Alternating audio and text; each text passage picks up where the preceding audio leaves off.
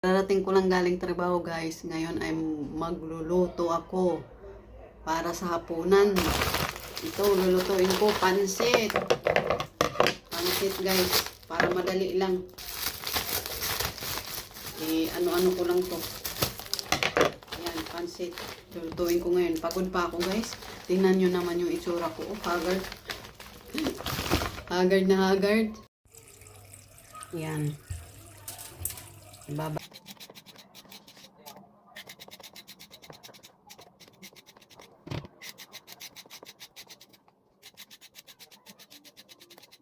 Lagi yung trabaho. Dami mong makalimutan na.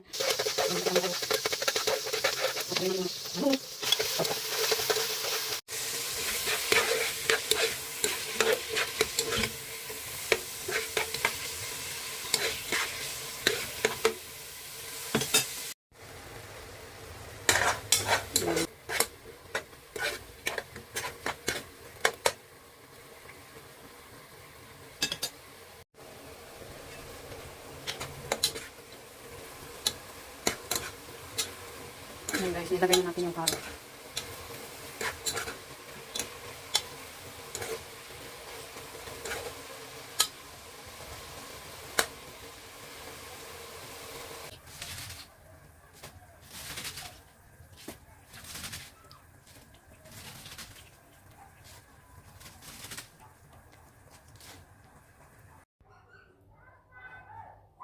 Ayan na yung mga gulay. Next, lagay natin ang pansit. Pansit.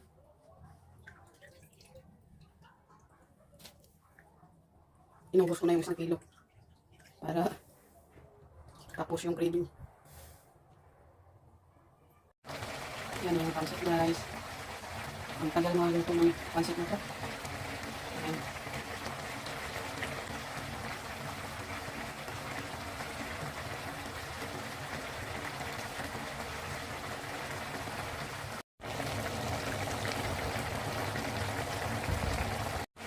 Itong pansit na to parang ano to, ng pangkalabok na pansit to. Kasi malalaki.